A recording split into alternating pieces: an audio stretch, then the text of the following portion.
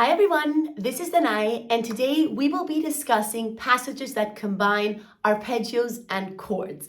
And I'm talking especially about quite virtuoso arpeggios and chords. For that, I chose a passage from a sonata by Grieg for piano and cello. It's one that I will be playing soon as well. So it felt very natural to choose that since I'm practicing that passage right now anyway. And I wanted to demonstrate with that because there is a passage that combines arpeggios and chords. It's quite a fast movement. It's the third movement and there's a lot going on. So if you're interested in that, then keep on watching and let's get into it.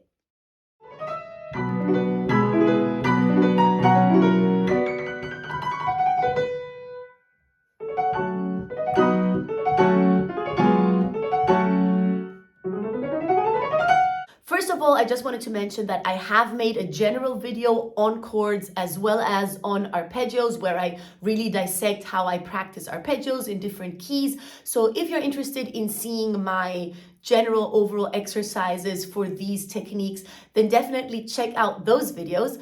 But today I will be focusing on the details of this passage where those two techniques are combined. So first of all, of course, I play through the passage slowly.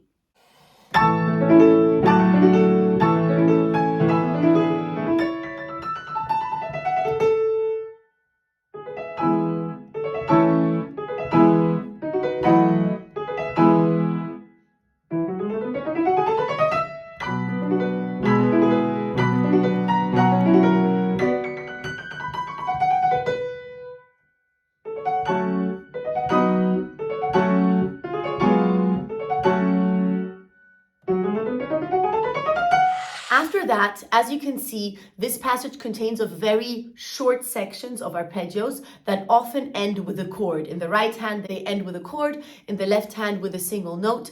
But I try to practice these short arpeggio sections that are quite fast by isolating the moment where the fingers go over the thumb. So in the right hand where the thumb goes under the third finger, and in the left hand where the other fingers go over the thumb, and I isolate the two notes around that movement. I play them slowly in a very legato way, and then I play them quickly while bouncing off the final note. Once I have that secured, I add one note before and one note after until I reach the entire arpeggio.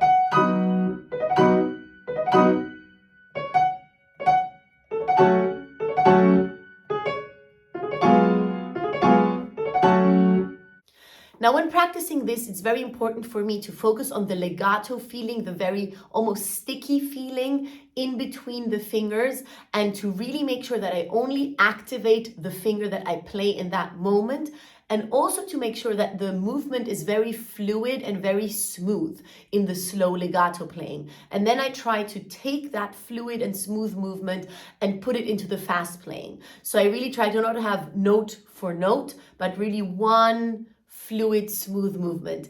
I always imagine the Titanic or a big cruise ship on the ocean that slowly moves forward. It's not but it really is one fluid, smooth movement. Another thing that I practice, especially in the right hand going towards the chord, is I do the same exercise just starting with the final two notes. So I do the final two notes, then I add one before, then another one before until I have the full arpeggio.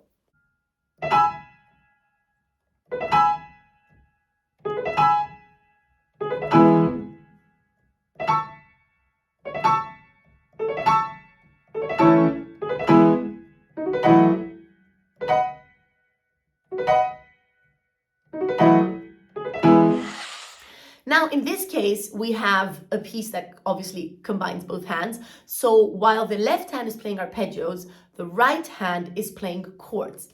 And a very big tip I can give you guys is whenever you have any virtuoso passage in one hand and the other hand is simply holding notes or playing a much simpler, quote unquote, accompaniment, is to make sure that the hand that is playing the easier thing is completely relaxed.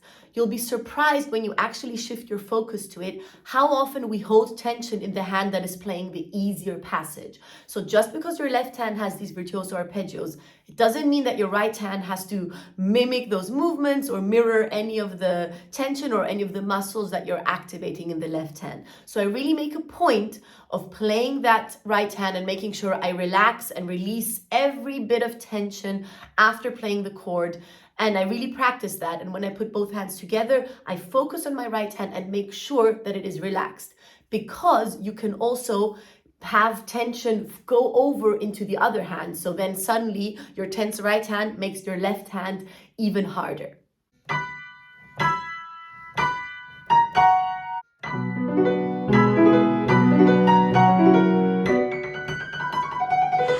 Then there is a section with a scale that goes over 2 octaves within that passage. Of course, I also practice that scale in an isolated way. I practice it with 4 slow notes and 4 fast notes, and I just make sure that it is very brilliant and virtuoso.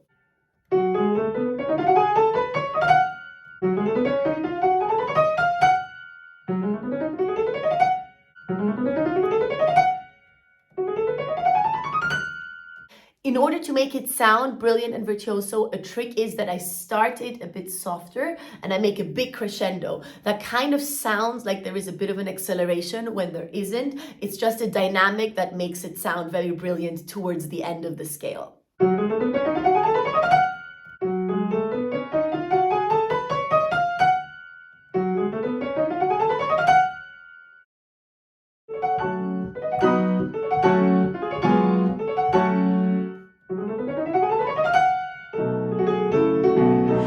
And my last tip that I want to give you for this passage is to make sure that you feel like you are really placing your hands on every chord. So don't feel like you have to be stressed in order to reach the next chord, but really place your hands on the chord, feel secure in the next key that you're going to play the arpeggio in, and then play it.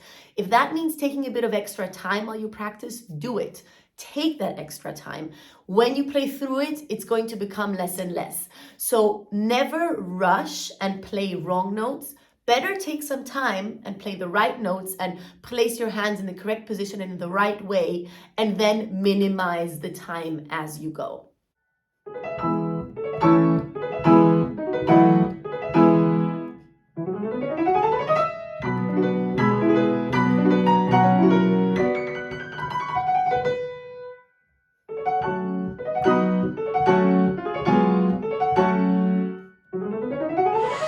And then in the end, of course, I play through the entire passage.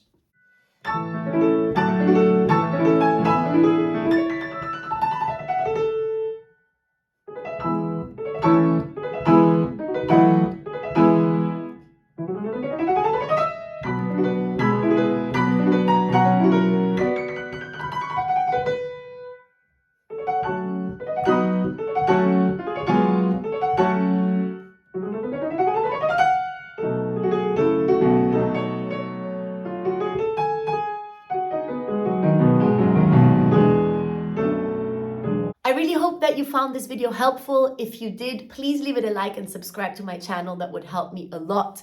Let me know in the comments if you have anything to add about this type of a passage or about arpeggios and chords in general. It's always so helpful and interesting to read your comments, and I love reading your feedback. Thank you so much for watching. I'll see you again in my next video next week. Bye.